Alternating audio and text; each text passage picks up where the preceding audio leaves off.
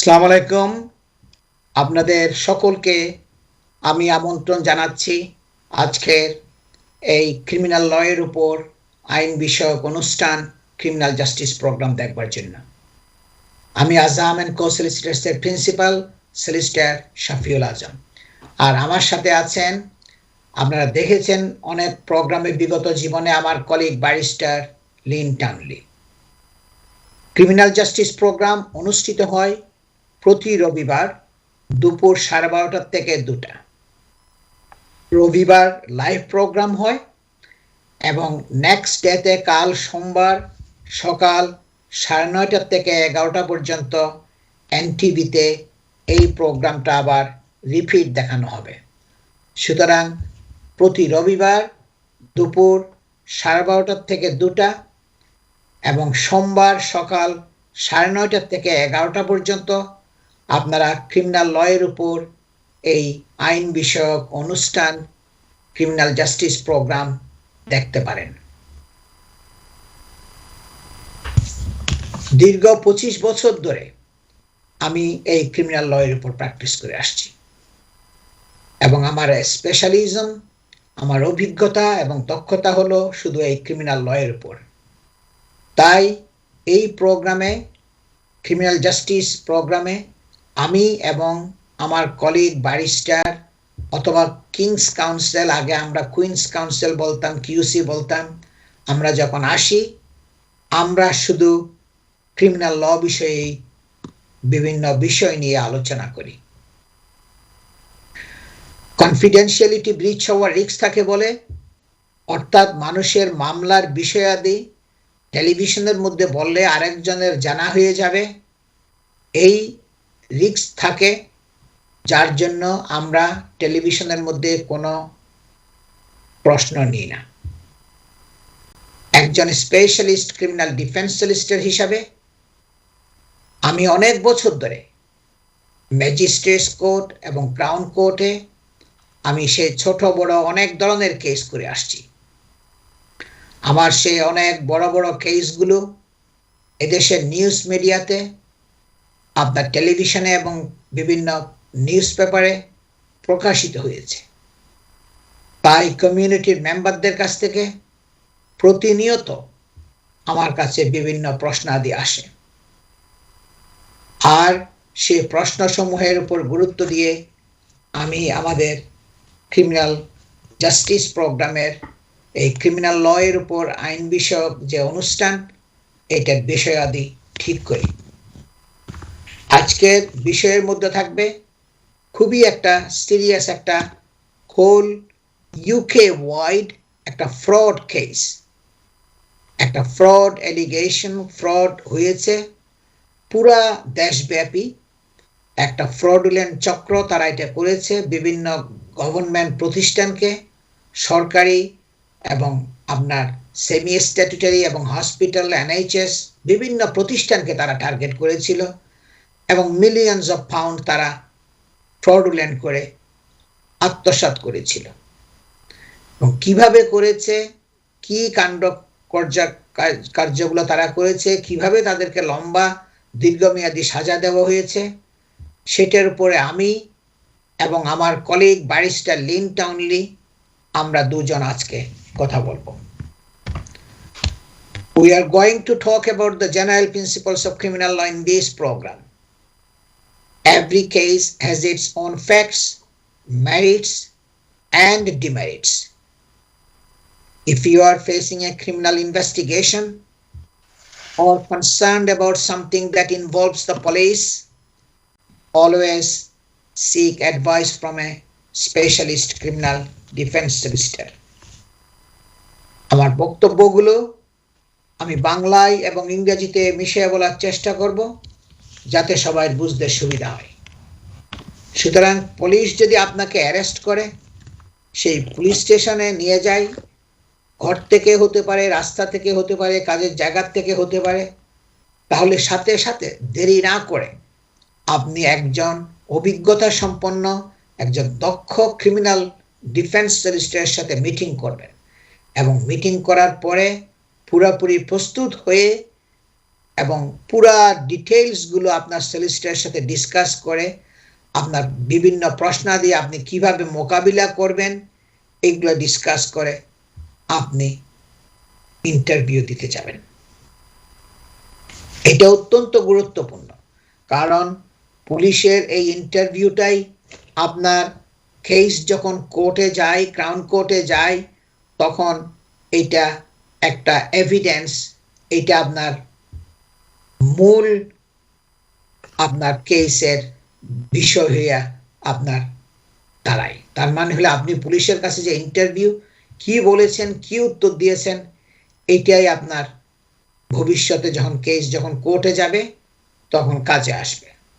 ওইটা police use করবে tape recorded ইন্টারভিউটা।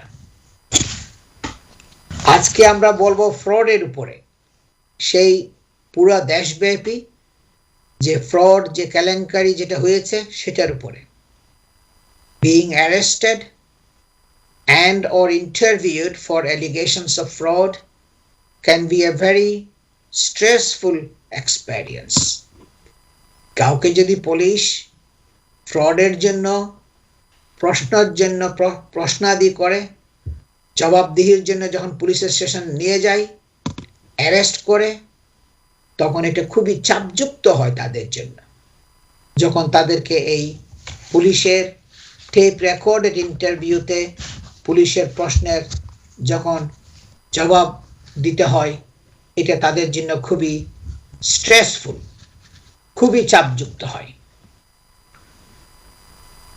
Arrests at a person's home or business premises occur without warning and when least expected. এই গ্রেফতার হতে পারে আপনার কাজের জায়গা থেকে, ব্যবসার জায়গা থেকে, ঘরের থেকে, রাস্তা থেকে, যে কোনো জায়গার থেকে আপনাকে অ্যারেস্ট করতে পারে পুলিশ, কোনো সতর্কতা না দিয়ে, উইদাউট এনি ওয়ার্নিং, কোনো আপনাকে সতর্ক করবে না, এবং যখন খুবই অপ্রত্যাশিত সময়, আর্লি মর্নিংয়ে ওরা চলে আসবে, লেট ইন দ্য ইভিনিংয়ে চলে আসবে। এই অপ্রত্যাশিত সময়ে আপনার পুলিশ আসবে এবং গ্রেফতার করবে। This can cause huge turmoil both personally and professionally. এটা খুবই একটা অশান্তিকর পরিস্থিতিতে পড়ে যায় সবাই। আমি দেখেছি আমাদের বাংলাদেশিরা, তারা এগুলোর জন্য অভিজ্ঞ না, তারা এগুলো ফেস করে নাই কোনো সময়। পুলিশি তদন্ত, পুলিশি গ্রেফতার, পুলিশি প্রশ্নাদির ফেস করতে হয় নাই। যখনই তারা এটা ফেস করে, আমি দেখেছি তারা খুবই অশান্তিতে পড়ে, এবং সেটা ব্যক্তিগতভাবে এবং পেশাগতভাবে চারিদিক দিয়েই তারা একটা অশান্তিকর পরিস্থিতির সম্মুখীন হয়। When confronted by specialist investigators and prosecutors, you need the assurance and confidence that you have lawyers of the high caliber to safeguard your interest. যেহেতু আপনাকে মুখোমুখি করা হবে, কনফ্রন্ট করা হবে, সেই বিশেষজ্ঞ ইনভেস্টিগেটর, তদন্তকারী, যারা স্পেশালিস্ট তদন্তকারী, পুলিশের স্পেশালিস্ট অফিসাররা আপনাকে প্রশ্নের সম্মুখীন করবে, এবং প্রসিকিউটর যারা আছে, পুলিশের যে প্রসিকিউটর, যে লিগ্যাল ডিপার্টমেন্ট, তারা আপনাকে চ্যালেঞ্জ করবে বিভিন্ন বিষয়াদি নিয়ে। সুতরাং ইউ নিড দ্য অ্যাসিওরেন্স, আপনার আশ্বাস দরকার এবং আপনার আত্মবিশ্বাস দরকার যে আপনি একজন অভিজ্ঞতা সম্পন্ন সলিসিটরকে এবং ব্যারিস্টারকে আপনি এনগেজ করেছেন। এক গুড ক্যালিবার, একটা শক্তিশালী একটা লিগ্যাল টিম আপনি চুজ করেছেন। শুরুতেই আমি আজ 25 বছর ধরে ক্রিমিনাল লয়ের উপর প্র্যাকটিস করে আসছি। আমি যখন এই একটা কেস নিই, আমি প্রত্যেকটা কেসের জন্য খুবই কেয়ারফুলি আমি একজন ব্যারিস্টার সিলেক্ট করি, সে আউটসেট থেকে, শুরুর থেকে। এবং তখন আমি এবং আমার ব্যারিস্টার, আমরা দুজনে মিলে একসাথে যতটুকু সম্ভব একটা বেস্ট পসিবল আউটকাম আনার জন্য আমরা চেষ্টা করি। আমরা চেষ্টা করি আপনার সেফগার্ড করার জন্য আপনার ইন্টারেস্টকে, আপনার স্বার্থকে, আপনার রেপুটেশনকে, আপনার সেফগার্ডের জন্য আমরা সব সময় সচেষ্ট থাকি। It is vital that any person suspected of committing an offense or concerned that such an allegation will be made receive expert advice on their rights and how best to approach the inquiry. এই জন্য এটা অত্যন্ত গুরুত্বপূর্ণ, খুবই অতীব দরকারি যে যখনই আপনাকে একটা সন্দেহ করা হবে এবং যখনই আপনার সাথে পুলিশ যোগাযোগ করবে, একটা অপরাধ আপনি সংগঠিত করেছেন, যখনই আপনি উদ্বিগ্ন হবেন যে আপনাকে পুলিশ অ্যারেস্ট করতে পারবে, আপনাকে অ্যারেস্ট করে পুলিশ স্টেশনে নিয়ে যেতে পারে, যখনই আপনি উদ্বিগ্ন হবেন যে আপনার বিরুদ্ধে একটা অভিযোগ আসবে, এবং তখনই আপনার দরকার হবে একটা বিশেষজ্ঞ অ্যাডভাইসের, একজন এক্সপার্ট অ্যাডভাইস শুরুর থেকে আপনাকে তখন নিতে হবে।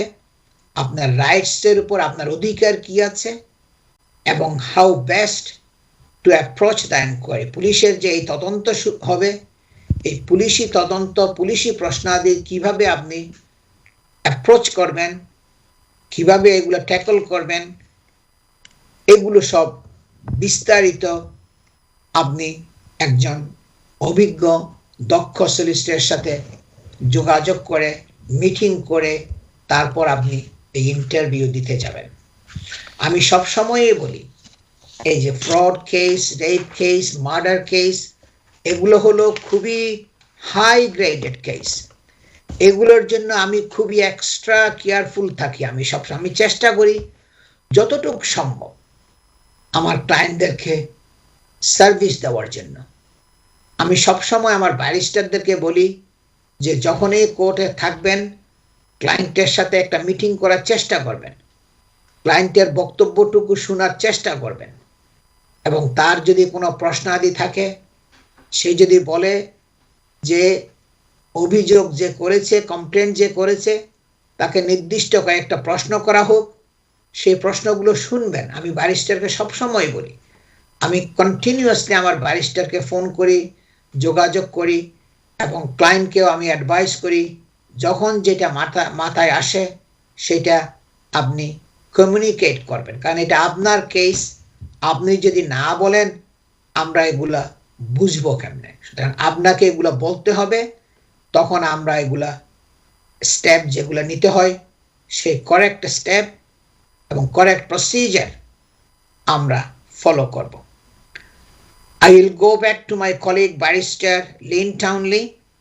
দর্শক, আপনারা জানেন ব্যারিস্টার লিন টাউনলি, উনি সেই দীর্ঘ 25 বছরের এক্সপেরিয়েন্সড ব্যারিস্টার। উনি বিগত জীবনে যে ক্রাউন প্রসিকিউশন সার্ভিস ছিল সিপিএস, ওই সিপিএস এর ম্যানেজার ছিলেন।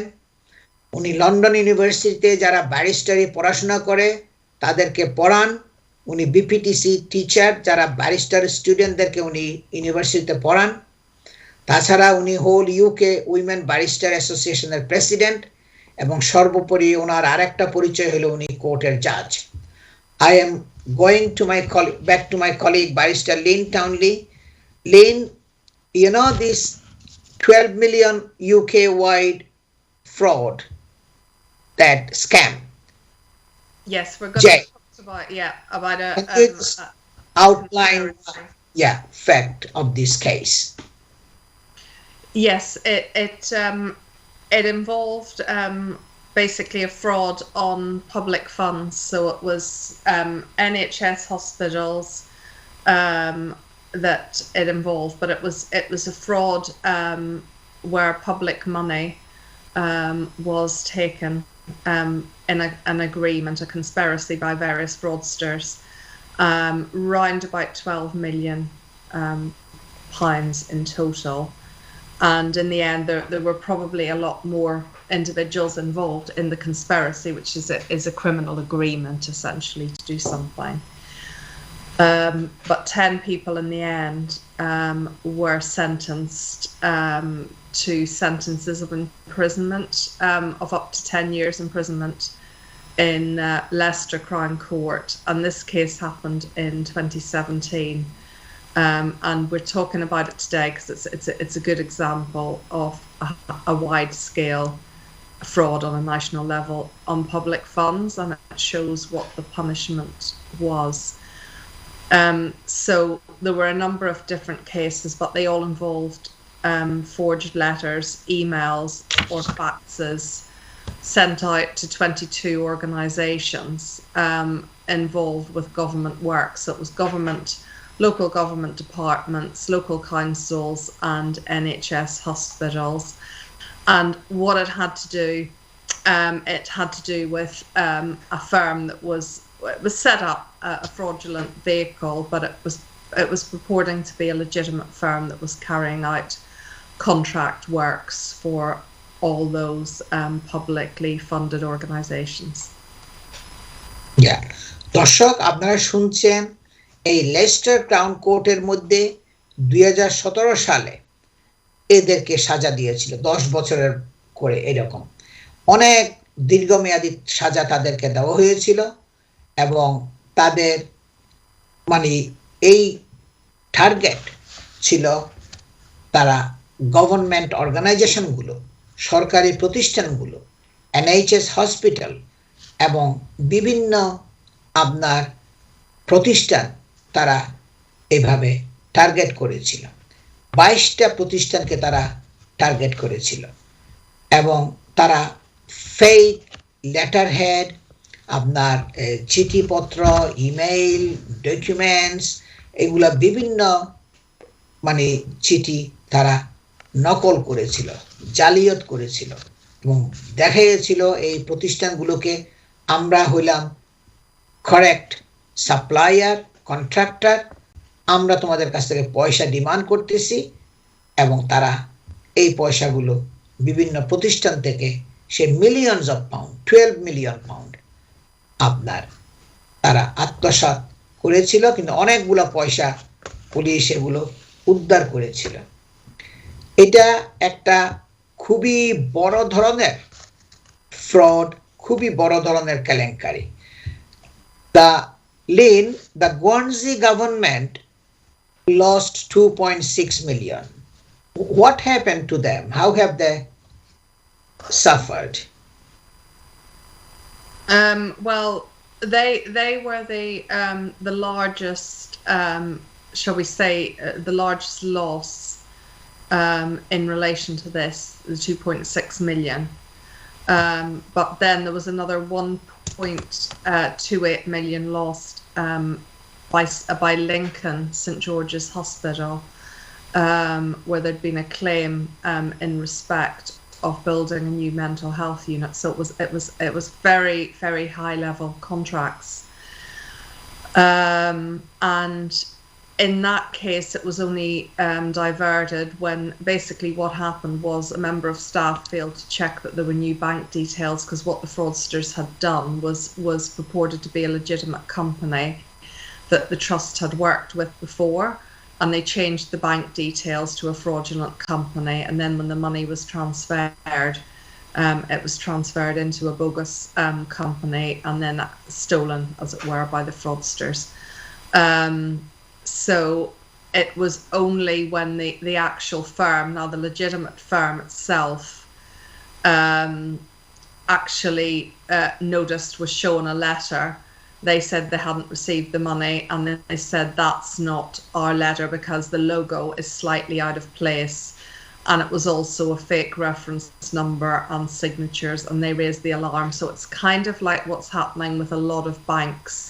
I mean, viewers are probably getting letters from their banks saying, be careful if you receive anything from us, because fraudsters now are becoming very good at forging documentation and logos and asking for money. So it was an early case of this going on 5 years ago. Yeah, দর্শক এটা তারা alert হয়েছিল যখন দেখতেছিল যে চিঠির মধ্যে যে logo আছে কোম্পানির লগোটা মিসপ্লেস করেছিল, একটা ডিফারেন্ট জায়গায় রং পজিশনের মধ্যে ছিল, এবং তারা দেখতেছিল যে কি এটার এই মানে জেনুইননেসের উপর একটা ডাউট আসছিল, তখনই আপনার এরা অ্যালার্ট হয়ে গেছিল এবং অ্যালার্ট করে পুলিশকে আপনার ইনফর্ম করেছিল। এবং এখানে লিঙ্কন যে একটা এনএইচএস ট্রাস্ট আছে তারাও 1.28 মিলিয়ন আপনার তাদের কাছ থেকে নিয়েছিল আপনার এই ফ্রডুলেন্ট অ্যাক্টিভিটি করে। এই পার্টনারশিপ যে লিঙ্কন এনএইচএস পার্টনারশিপ, তারা যখন এই সন্দেহজনক লেটার হেডটা লগোটা উল্টাপাল্টা যখন ডাউট আসছে তখন তারা পুলিশকে কন্ট্যাক্ট করেছিল যে 2011 সালের শেষের দিকে, এবং সেটা তখন বিরাট আকারের একটা আপনার অভিযান, পুলিশি তদন্ত তখন শুরু হয়েছিল। এবং আপনার সেন্টেন্সিং যখন এই 23শে জুন যখন সেন্টেন্স দিচ্ছিল, আপনার ডিটেকটিভ সার্জেন্ট সে বলছিল কি, পুলিশের যে অফিসার সে বলছিল কি, I am pleased to say that with the assistance of law enforcement in Dubai, Poland and other countries, this investigation has got to the heart of this conspiracy and has disabled what was clearly an international organized crime group. Lynn, can you explain on this remark that Detective Sergeant Police Sergeant Bilam, he said, I am pleased to say that with the assistance of the law enforcement in Dubai, Poland and other countries, this investigation has got to the heart of this conspiracy and has disabled what was clearly an international organized crime group. Yes, well, what it was, even though it was led by Lincolnshire Police, because that was where the first issue became apparent that we've said in relation to the building project, it soon became apparent that it was countrywide, and further investigation showed that those involved appeared to be based, some of them or had links outside of the UK. দর্শক, আমরা এই বিভিন্ন প্রতিষ্ঠান কিভাবে তারা পয়সাগুলো হারিয়েছে এটার উপর আমরা কন্টিনিউ করব, এই বিশাল আকৃতির এই fraud case UK wide. Next segment আমরা আবার কন্টিনিউ করব। আমরা শর্ট একটা ব্রেকে যাচ্ছি, ব্রেকের পরে আমরা আবার ফিরে আসছি। আপনারা সবাই আমাদের সাথেই থাকুন। আমি আজাম এন্ড কো সলিসিটার্স এর প্রিন্সিপাল সলিসিটার শাফিউল আজম, এবং আমার সাথে আছেন আমার কলিগ ব্যারিস্টার লিন টাউনলি। আপনাদের সকলকে আমি আবারও আমন্ত্রণ জানাচ্ছি আজকের আমাদের এই ক্রিমিনাল ল এর উপর এই আইন বিষয়ক অনুষ্ঠান ক্রিমিনাল জাস্টিস প্রোগ্রাম দেখবার জন্য। আমি আজাম এন্ড কো সলিসিটার্স এর প্রিন্সিপাল সলিসিটার শাফিউল আজম, এবং আমার সাথে আছেন আমার কলিগ ব্যারিস্টার লিন টাউনলি। আমরা সেই একটা বিশাল আকৃতির ফ্রড ইউকে ওয়াইড পুরো দেশব্যাপী একটা ফ্রড হয়েছিল। সেটা বিভিন্ন প্রতিষ্ঠান, গুয়ার্নজি গভর্নমেন্ট, একটা ব্রিটিশ টেরিটরি, একটা স্মল কান্ট্রির মতো, এবং এনএইচএস হসপিটাল এবং বিভিন্ন ইউনিভার্সিটি প্রতিষ্ঠানগুলোকে এই ফ্রডুলেন্ট চক্ররা টার্গেট করেছিল এবং বিভিন্নভাবে চিঠিপত্র জালিয়াতি করে আপনার তাদের কাছ থেকে মিলিয়নস অফ পাউন্ড হাতিয়ে নিয়েছিল। অনেক পয়সাগুলো পুলিশ রিকভার করেছে। সে অনেক দিন ধরে এই পুলিশি অভিযান আপনার কন্টিনিউ করেছিল, সে 2011 সাল থেকে, এবং তারপর লিঙ্কন ক্রাউন কোর্টে তাদেরকে, লেস্টার ক্রাউন কোর্টে তাদেরকে সাজা দেওয়া হয়েছিল, লেস্টার ক্রাউন কোর্টের মধ্যে।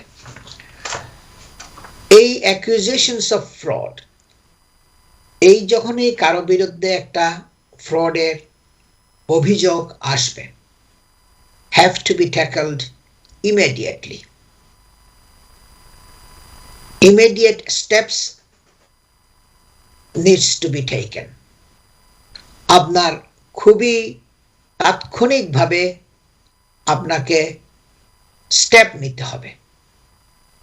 এইগুলো খুবই সিরিয়াস অভিযোগ, খুবই হাই গ্রেডেড আপনার অফেন্স, দীর্ঘদিন ধরে এগুলোর জন্য প্রিজন সেন্টেন্স হতে পারে। Rape case, murder case, fraud case, এগুলো ইমিডিয়েটলি ট্যাকল করতে হবে, স্টেপ নিতে হবে। The company or person being accused or investigated has to act quickly.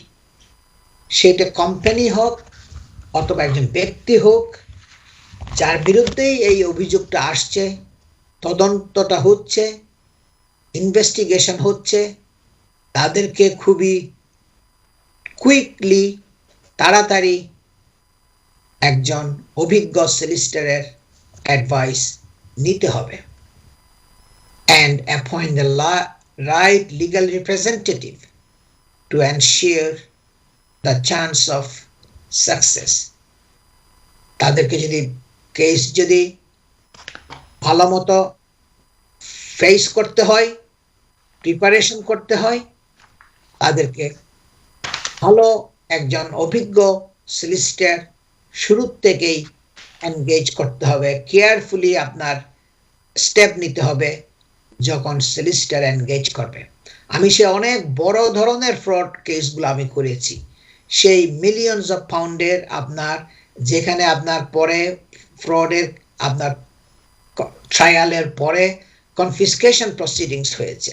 তার মানে শুধু সাজা না, সাজার পরে পুলিশ তার যে সসম্পদ আছে, বিভিন্ন দেশে হোক বিদেশে হোক যত সসম্পদ আছে, এগুলোর উপর সম্পদ বাজেয়াপ্তের আরেকটা প্রসিডিংস, যেটাকে কনফিসকেশন প্রসিডিংস বলা হয়, পুলিশ সেটা ফ্রড কেসের জন্য সবসময়ই তারা এটা করবেই।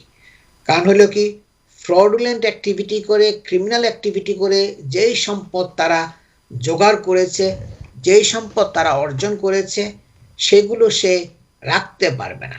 এগুলো সব বাজেয়াপ্ত করা হবে, এগুলো সব সেল করে সে কত উপার্জন করেছে এই ফ্রডুলেন্ট অ্যাক্টিভিটি করে, সেটার একটা অঙ্ক তারা দিবে, একটা সংখ্যা, একটা ফিগার দিবে।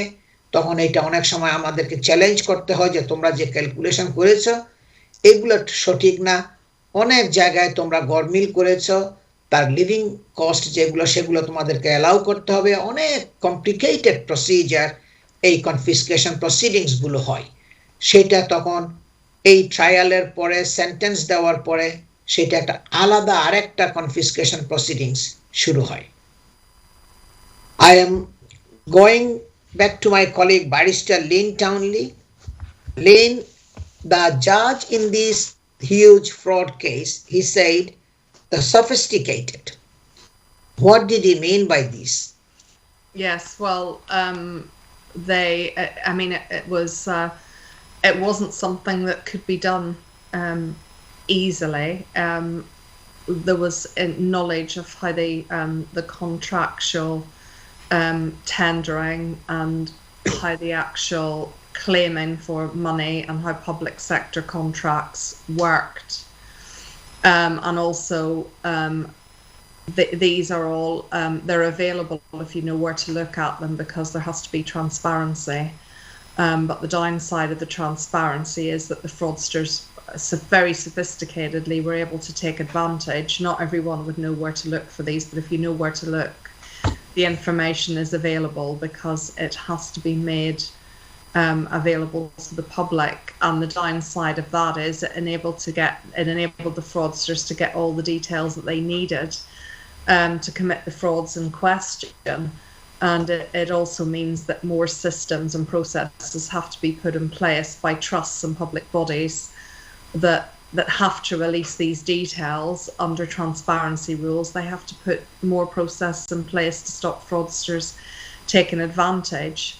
So the trial judge on the conspiracy said there was a sophisticated and widespread fraud, both in its conception, so the idea in the first place, and in its execution. And he said that the bodies in question were selected because it was hoped that their accounting processes would be vulnerable, which it turned out that they were, because they hadn't realised the issues that would be caused by the transparency rules. And it basically, they hadn't appreciated that it meant that people could actually, that had malintent, could get the details easily from the internet and then use them posing as the legitimate contractors. দর্শক, জাজ যে এই কেসে তাদেরকে সাজা দিয়েছিল, উনি বলছেন কি খুবই তীক্ষ্ণ বুদ্ধি সম্পন্ন এটা, তারা খুবই বুদ্ধিমত্তা দিয়ে এই ফ্রডুলেন্ট অ্যাক্টিভিটিটা তারা করেছে। তারা টার্গেট করেছিল গভর্নমেন্ট প্রতিষ্ঠানকে, এনএইচএস হসপিটালকে, ইউনিভার্সিটিগুলোকে। তারা মনে করেছিল কি এই প্রতিষ্ঠানগুলোর যে কন্ট্রাক্ট আছে সেটা ট্রান্সপারেন্সি রুল যেটা আছে সেটা খুবই সহজলভ্য হবে এবং এগুলোর উপর বেশি একটা তারা স্ক্রুটিনি হবে না, যেহেতু এগুলো পাবলিক বডি। এই জন্য তাদেরকে তারা খুব বুদ্ধি খাটিয়ে এই প্রতিষ্ঠানগুলোকে তারা টার্গেট করেছিল। এবং আপনার এটা এত বাস্তব বুদ্ধি সম্পন্ন এবং এত ওয়াইড স্প্রেড, এত বিস্তৃত ছিল এই ফ্রডটা শুরু থেকে এবং শেষ পর্যন্ত। এবং জাজ বলছে কি এটা খুবই সফিস্টিকেটেড, এবং বলছে কি তারা আশা করছিল তাদের যে অ্যাকাউন্টিং প্রসেস যে এগুলো একটা দুর্বল হবে অন্যান্য প্রাইভেট বডির থেকে। এই জন্য তারা সব আপনার দিকগুলো চিন্তা ভাবনা করে এই সরকারি এবং আধা সরকারি এই প্রতিষ্ঠানগুলোকে তারা টার্গেট করেছিল।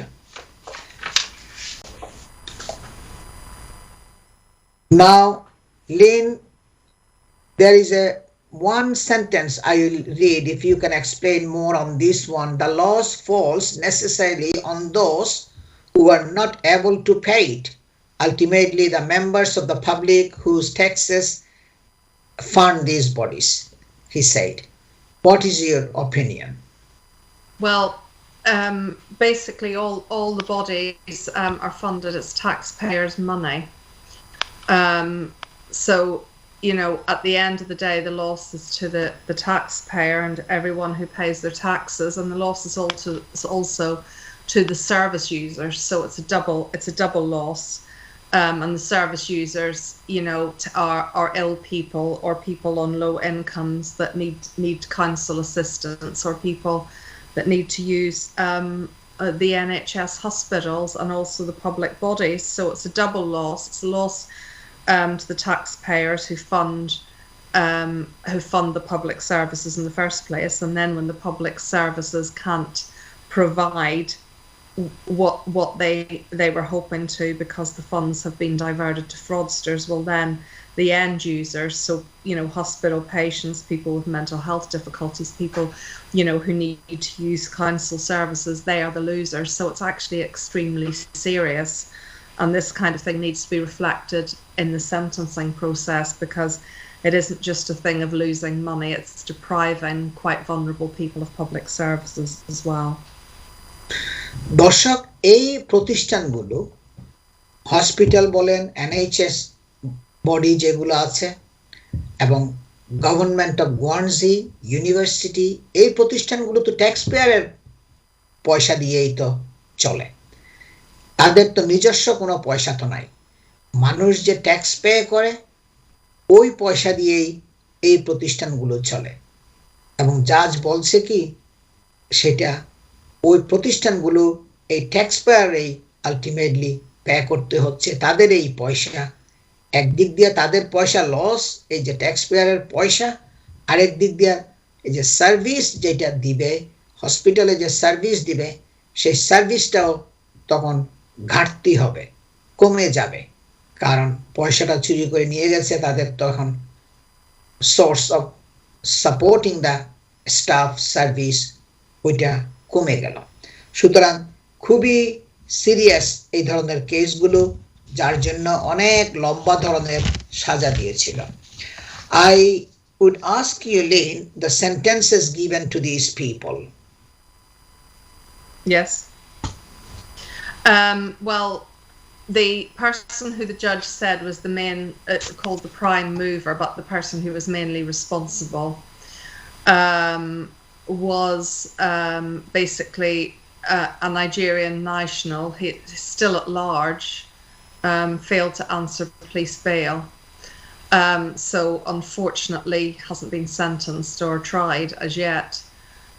Then there were two other men, both British men, aged 56 and 44. They were jailed for a total of 11 years at Southwark Crown Court. That was back in 2015 for related offences of money laundering and conspiring to acquire criminal property. Then in relation to the sentences in Lincolnshire, there was another British national, 47-year-old, 10 years for conspiracy and conspiracy to money launder. So 10 years on each to run concurrently. So that would be a total of 10 years overall. Then again, another individual, 40 months for conspiracy, another one, 54 months for conspiracy, then 67 months for conspiracy to money launder, then another fraudster, 67 months for conspiracy to money launder, and I go through them, 12 months, 15 months suspended for 2 years, 21 months suspended for 2 years, 22 weeks suspended for 2 years. And then another was ordered to repay £20,000 to the Lincolnshire NHS Trust for providing the course of justice and supplying fraudulent documents to the police. And so that was the totals overall. But you can see from that the sentences do vary and run down from 10 years, which is a very high sentence for fraud, and they run down lower, which tends to mean that the different roles that they played in the overall conspiracy is reflected by the length of their sentences. Yeah. দর্শক, এই fraud কেসের মধ্যে যখন পড়ে, শুধু punishment যেটা prison sentence যেটা হবে সেটা তো আছেই, ওর পরে আমি যেটা একটু আগেও যেটা বলেছি অথবা গত সেগমেন্টে, যে আরেকটা প্রসিডিংস শুরু হবে, এটা হচ্ছে কনফিসকেশন প্রসিডিংস। এই জেল সাজার পরে তারা যে সসম্পদ দেশে বিদেশে যা আছে এগুলো বাজেয়াপ্ত করা হবে। তাদের ফ্রডুলেন্ট ক্রিমিনাল অ্যাক্টিভিটি করে যে পয়সা তারা অর্জন করেছে সেগুলো আপনার পুলিশ রিকভার করবে।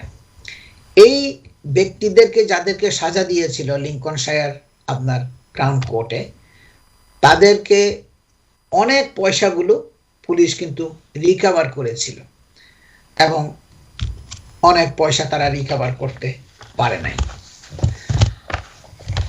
Lynn, what happened to the Guernsey government and Lincolnshire NHS Trust? Well, we've talked about Lincolnshire already. They were due to build a mental health unit, and they lost 1.28 million, which was laundered through 8 separate bank accounts that the fraudsters had set up. And the Guernsey government was the largest, or had the largest amount of money taken, which was 2.6 million. And the cash there was laundered through 7 different bank accounts. So shows a sophisticated operation. Yeah. Let's go through some of these institutions and establishments, there is one Royal College of Art. Yep. And So Royal College of Art, 1.26 million. That money was recovered because I think by that stage the police knew what was going on and they were able to take steps to recover it. The Royal College of Art, again, it's a not-for-profit organisation, that is funded out of funds that aren't commercial. So there's a loss again to the institution itself, but also to those that would be taught at that institution. The Royal Free Hospital, which is an NHS trust, so again, that's totally funded out of public taxpayers' money, out of a central budget. 1.43 million was, in the end, was taken, but again, that cash or the equivalent was able to be recovered again, I think because it was sometime later on in the day. And then finally St Paul's School, which is a private school in London. It was initially handed over just under £1 million, but again, fortunately that money was recovered. দর্শক, এই যে royal college of art, তাদের 1.26 million যে তারা নিয়েছিল fraudulent করে, এগুলা আপনার পুলিশ রিকভার করেছে। এবং royal free Hampstead hospital 1.43 million pound, এইগুলো তারা ফেরত পাইতে সক্ষম হয়েছিল। তাহলে অনেক পয়সা দেখা যায় তারা, পুলিশ যখন ইনভেস্টিগেশন শুরু করেছে, যখন অভিযান শুরু করেছে, অনেক পয়সা তারা উদ্ধার করেছে। সেন্ট পলস স্কুল, ওই পয়সাটাও তারা, তাদের যে পয়সাটা নিয়েছিল চিট করে, প্রতারণা করে, সেগুলো রিকভার করা হয়েছিল। এটা বিশাল একটা পুলিশি অভিযান ছিল এবং সেখানে পুলিশের অনেক রিসোর্সেস, অনেক পুলিশ অফিসার কাজ করছে সে 2011 সাল থেকে, এবং সে দীর্ঘদিন এই পুলিশি অভিযানের পরে তাদের সবাইকে বিচারের আওতায় নিয়ে আসা হয়েছিল। Now, the Kingston University also targeted. Lynn? Yes, 1.75 million again was transferred, but again, fortunately, the money was returned. And again, a university, again, we're talking about not-for-profit type institution, which again, it operates largely by funding from the students themselves, and what has to be paid, by way of scholarships, government loans, and actually things that the students may end up having to repay themselves. So again, that's almost a double kind of fraud. So that again, it was later on in the day, so the money was able to be recovered because the police were alert at that stage. And again, recovered money, North Essex Partnership NHS Foundation Trust, again, totally publicly funded, just under £1 million, and was taken, and again, just over 500,000 of that was recovered. And then an operation called Goodman's Logistics in the West Midlands ended up basically money was paid out again in a very sophisticated fraud that used Goodman's, just over £1 million, and that was laundered through 15 separate bank accounts, so very sophisticated, and just over 2,500,000 of that, so less than a third was recovered in the end. অনেকগুলো প্রতিষ্ঠানকে target করেছিল, দুই একটা না, সেই university, council, government, hospital, সব অনেকগুলোকে। এই fraud investigations and prosecutions are lengthy. এগুলো খুবই লম্বা হয়। ফ্রডের জন্য যখন তদন্ত হয়, যখন আপনার মামলা শুরু হয়, প্রসিকিউশন যখন শুরু হয়, তদন্ত যখন শুরু হয়, খুবই লম্বা হয় এগুলা, খুবই কমপ্লেক্স হয়, জটিল হয়, and can place huge demands on companies, their staff and senior individuals. এবং এটা কিন্তু বিরাট একটা ডিমান্ড কোম্পানির ডাইরেক্টরদের উপরে, স্টাফদের উপরে এবং সিনিয়র অফিসারদের উপরে, বিভিন্ন ইন্ডিভিজুয়ালের উপরে বিরাট একটা প্রেসার চলে আসে তাদের উপর যখন এই তদন্তটা যখন শুরু হয়, যখন এই পুলিশি অভিযান শুরু হয়। এই ফ্রড কেসের মধ্যে পড়লে seeking the right legal expertise as early as possible makes it more likely that those under investigation can influence the way the investigation proceeds and how the investigators act towards them. এই জন্য যখনই ফ্রডের জন্য allegation আসবে, যখনই অ্যাকুজেশনটা আসবে, তদন্ত শুরু হবে, শুরুর থেকেই আপনার এক্সপার্ট সলিসিটর এনগেজ করতে হবে, আপনার ইনস্ট্রাকশন দিতে হবে কি হয়েছে না হয়েছে, আপনার বক্তব্য কি সেগুলো বলতে হবে, এবং তখন কোনো একটা আনডিউ একটা ইনফ্লুয়েন্স পুলিশ করতে পারবে না। তখন পুলিশ বুঝতে পারবে যে তার একটা এক্সপেরিয়েন্সড, দক্ষ, অভিজ্ঞ সলিসিটর আছে যারা তাকে রিপ্রেজেন্ট করতেছে। তখন আপনার একটা সবসময় একটা কন্ট্রোলের মধ্যে থাকবে, সলিসিটর একটা ওভারসি সবসময় দেখবে কেসটা কিভাবে আগাচ্ছে, কিভাবে আগাবে, কোন পর্যায়ে যেতে পারে, আপনার জন্য পানিশমেন্ট কি হতে পারে, সেটা আপনার সলিসিটর আপনাকে বলে দিবে যে সিরিয়াসনেস কতটুকু আপনার অফেন্সটা, এবং এটার কনসিকুয়েন্স, প্রস অ্যান্ড কনস সবগুলো আপনাকে বুঝাইয়া বলবে।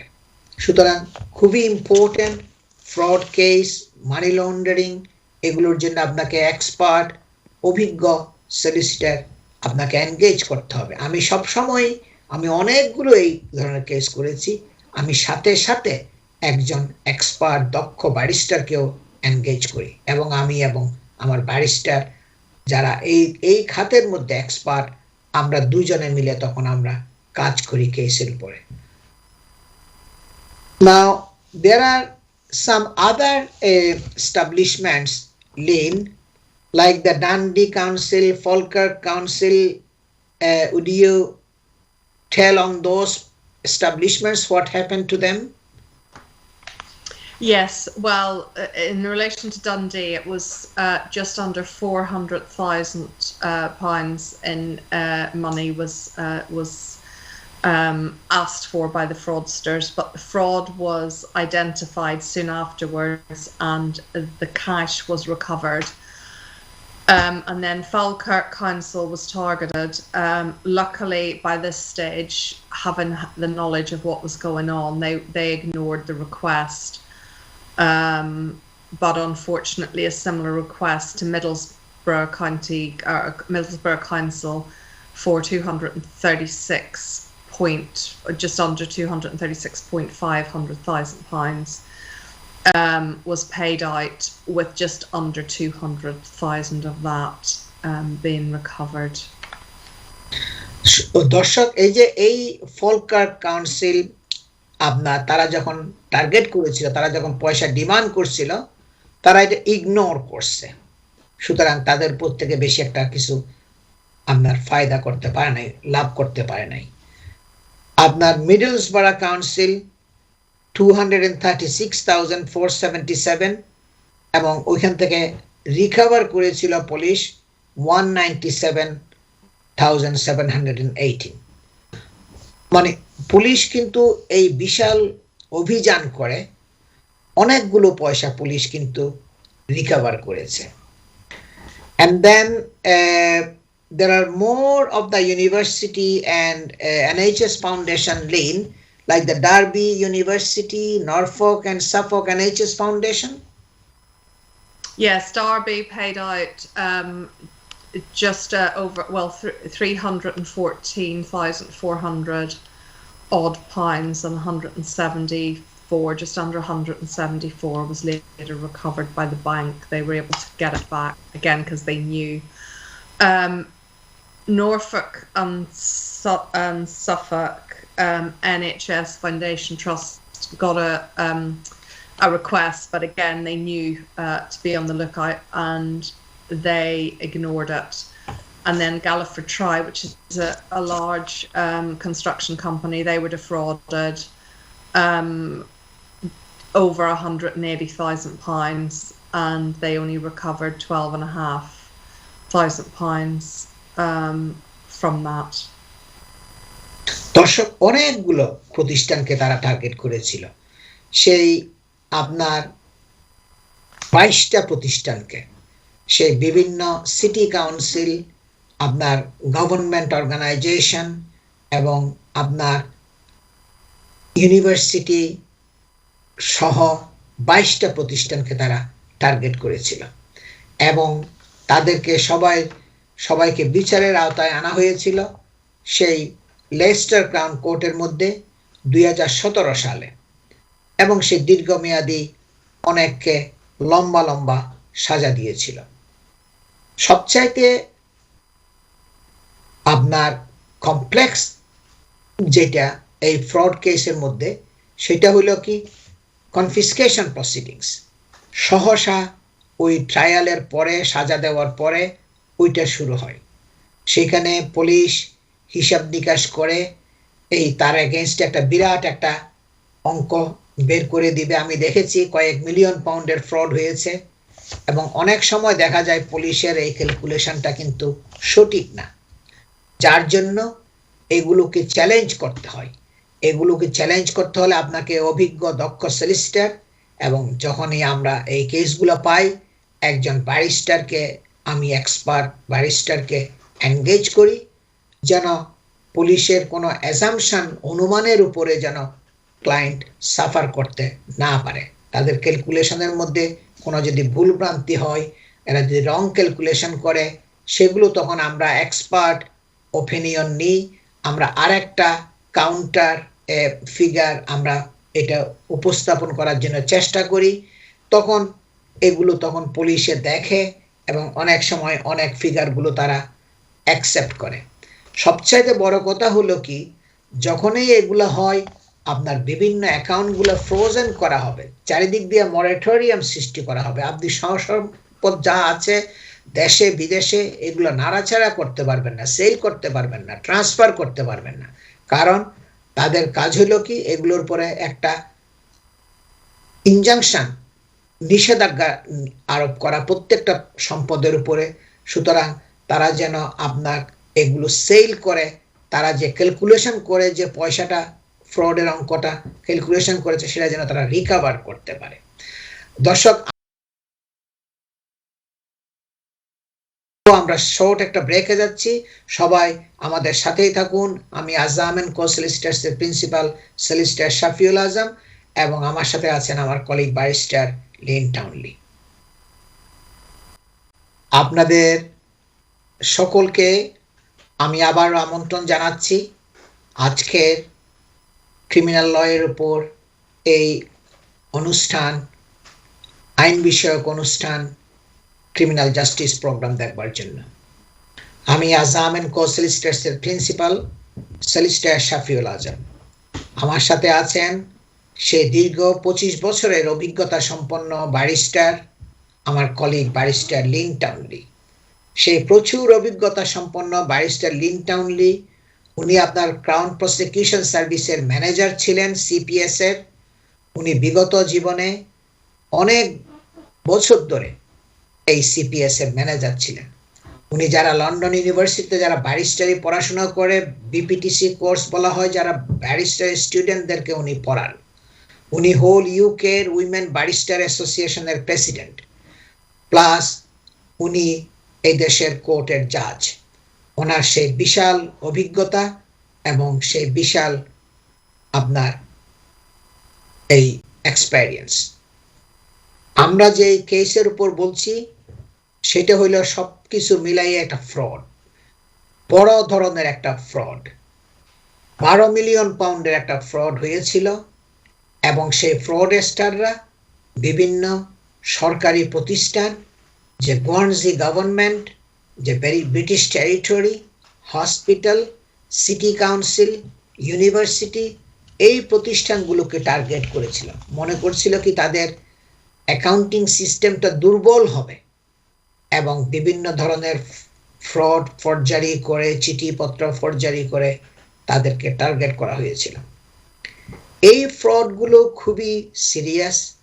কারো বিরুদ্ধে অ্যাকুজেশন আসলে ইমিডিয়েট স্টেপ নিতে হবে, whether it is a corporation or an individual। সে বড় প্রতিষ্ঠানের বিরুদ্ধে একটা ফ্রডের এলিগেশন হোক, কর্পোরেশন হোক, অথবা একজন ব্যক্তির বিরুদ্ধে হোক, being investigated, যার বিরুদ্ধে তদন্ত শুরু হয়েছে।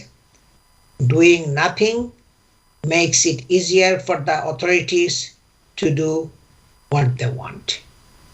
আপনি যদি কোনো কিছুই না করেন, কোনো জবাব না দেন কোনো কিছুর, তাহলে পুলিশ তাদের কার্যকলাপ চালাইয়া যাবে এবং তাদের সুযোগ হবে এইটাকে মোর অ্যান্ড মোর অ্যাকশন আপনার বিরুদ্ধে নেওয়ার, যদি আপনি কোনো কিছুই না করেন। It may also mean that a valuable opportunity for the defense is lost। আর আপনি যদি সহসা তাৎক্ষণিকভাবে লিগ্যাল অ্যাডভাইস ক্রিমিনাল কেসের মধ্যে পড়লে দেরি করা যাবে না।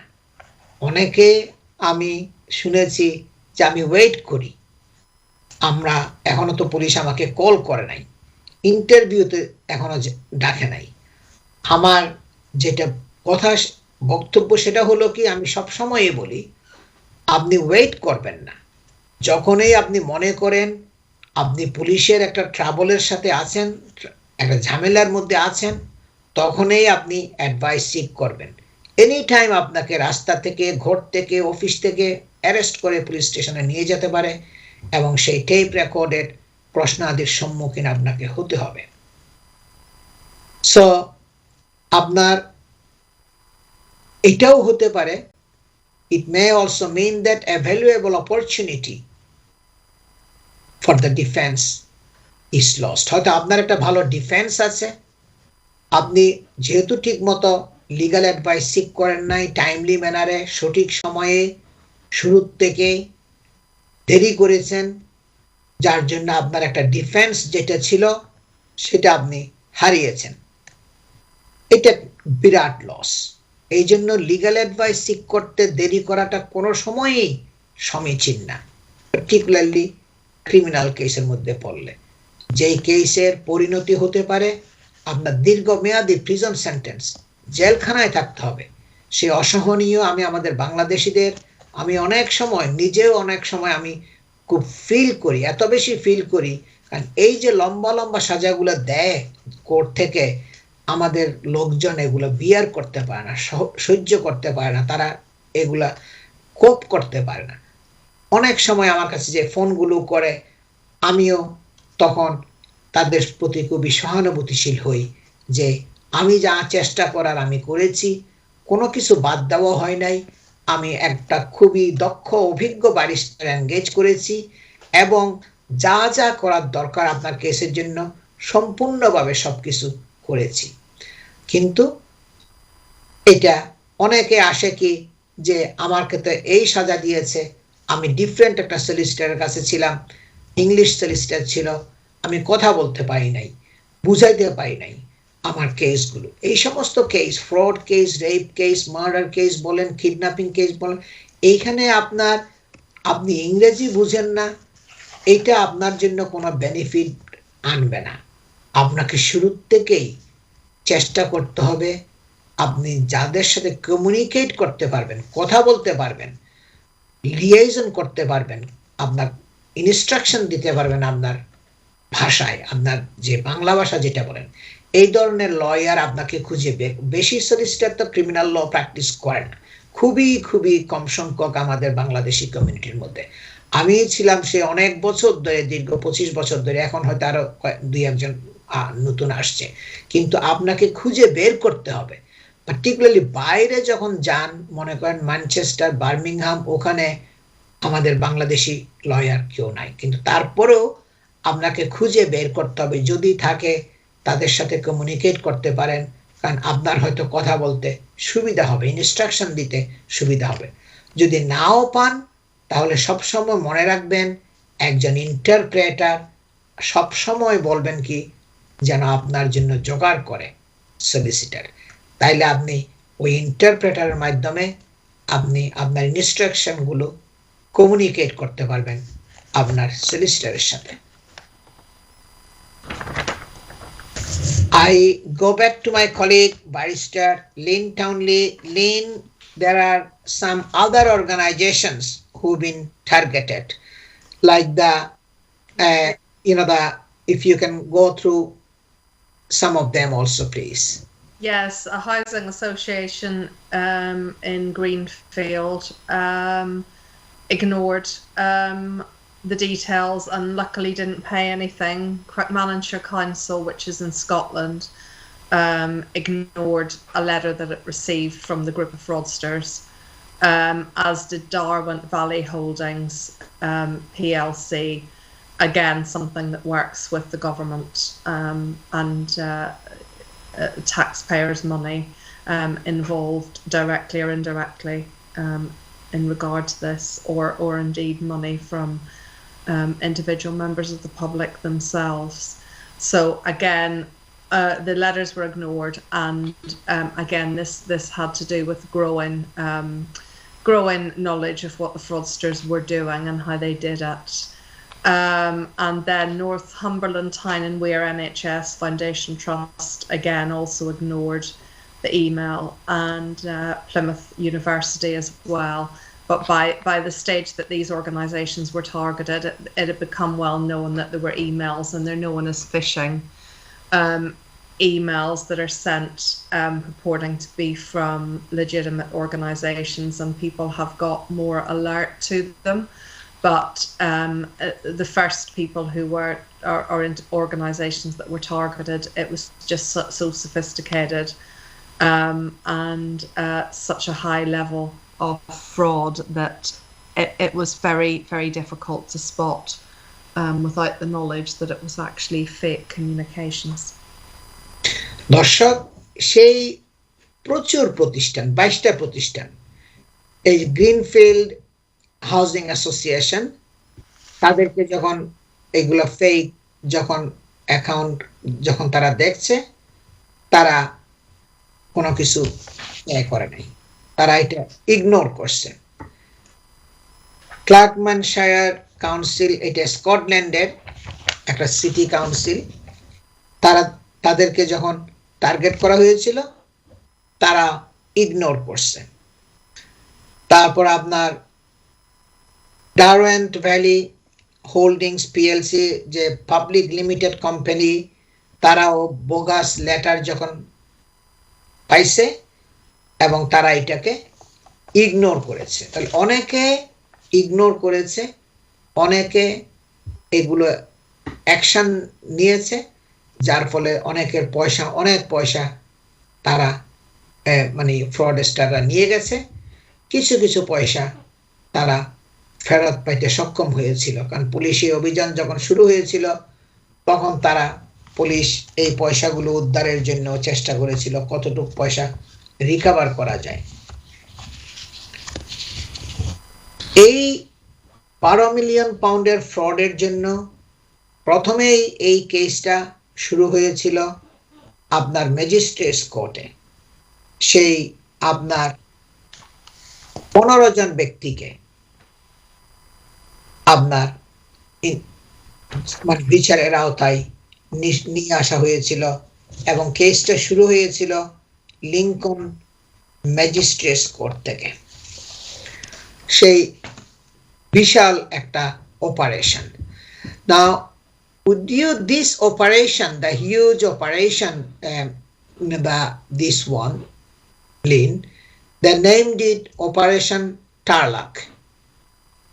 So what means by the operation, police operation? Yes, a 4-year investigation by Lincolnshire and Guernsey police with assistance from an NHS anti-fraud operation that works within the NHS, that's set up to counter fraud in the health service, because obviously with the health service, as it were, being a free service, it's very much open to fraud and people making fraudulent attempts to use the NHS and also to get money from the NHS. The scam in question, the Tarlac operation, involved people contacting organisations pretending to be legitimate construction companies, and again, as we mentioned at the start, they were using headed paper with the logos of the companies on them, and using different bank accounts from what those companies had. But at first glance, it looked like it was a legitimate request from the company in question. And the bank accounts were companies that were actually owned or controlled by the defendants. And then once the money was transferred into those bank accounts, then the defendants then laundered them, meaning they transferred the money through multiple bank accounts to get the money then out of reach, and it couldn't then be traced or recovered by the police. I think they have been receiving lots of help from the overseas other countries also. Yes, well, as I mentioned at the start, there was Poland, Dubai, because the fraudsters were attached to other countries as well, or had links, and there was assistance received from other police forces abroad as well. দর্শক, এই যে operation যেগুলো পুলিশি operation, আমি এটা case করেছিলাম সেই 2006 সালে, সেই ক্যান্টারবারি ক্রাউন কোর্টে পুলিশি অভিযান। সেটা ওই ক্যান্টারবারি ক্রাউন কোর্টে ওই বছরের জন্য আমার কেসটা ছিল সবচাইতে বড় ফ্রড কেস। আপনার এই অভিযান যখন হয়, পুলিশি অভিযান, সেই শতাধিক আপনার উইটনেস, এবং এই কেসগুলোতে অনেক পুলিশ অফিসাররা ইনভলভ হয়, এবং অনেক পুলিশ অফিসাররা আপনার কাজ করে, এবং তাদের অনেক অ্যাডমিন টিম, সাপোর্ট টিম থাকে, এবং অনেক দিন ধরে এই অভিযানটা আপনার চলে, এবং শেষ পর্যন্ত আপনার তারা একটা কনক্লুশনে আসে কাদেরকে চার্জ করবে, এবং কোর্টে নিয়ে যায়, ক্রাউন কোর্টের মধ্যে এই কেসগুলো যায় আপনার। Now, the scam known as divert fraud, Lynn, what is the divert fraud means? Yeah, well, I mean, essentially, it's where, as I've mentioned, it's where payments are made into fraudulent accounts, because fraudsters set up basically or send in fake invoices using the names of legitimate companies, the logos, and in as far as they can, they replicate documentation that would be sent from that company. Now, this happens to private individuals now as well. It's pretty widespread, but it's for example, if you get an email that claims it's from Amazon or one of the delivery companies claiming that you owe them some money or whatever, or that something hasn't been delivered and you have to pay them an amount for it to be delivered, and it looks like it comes from Amazon. It's only if you look at the email address or look more closely that you discover that it's actually from a completely separate email. But again, when you receive that at first glance, it looks like it's legitimate. And it's only when you know to look and you're alerted that this type of thing is going on that you look more closely at the communication. And now we're aware of this, banks make us aware, but 5, 6, 7 years ago when all this happened, it was a new thing, and it wouldn't perhaps have occurred to people, particularly during a busy day at work in an accounts department. that something that looked like it came from your legitimate contractors was in fact a very sophisticated fraud. So we've learnt, and companies have since put systems and processes in place that should help guard against this. But that's essentially what a divert fraud is. So it's diverting legitimate money from legitimate organisations through to a company that at first appears or purports to be a company or an organisation with whom they work. But in fact, it's a sophisticated fraud, and the money is being diverted into the fraudsters' accounts. দর্শক, আজ আমাদের সময় শেষ হয়ে গেছে। আজকের প্রোগ্রামটা আপনারা কাল আবার সকাল 9:30 থেকে 11টা পর্যন্ত আবার এনটিভিতে এটা আপনার রিপিট দেখানো হবে। তাছাড়া আপনার এনটিভি ইনস্টাগ্রামে লগ ইন করলেও আপনারা এই প্রোগ্রামের লিঙ্ক পাবেন। আপনারা solicitor Shafiul Azam, Azam and co solicitors এই নামে গুগল সার্চ করলেও প্রোগ্রামের লিঙ্ক পাবেন। সবাই ভালো থাকুন, সুস্থ থাকুন এবং সকলের প্রতি আমার শুভকামনা থাকলো। আসসালামু আলাইকুম।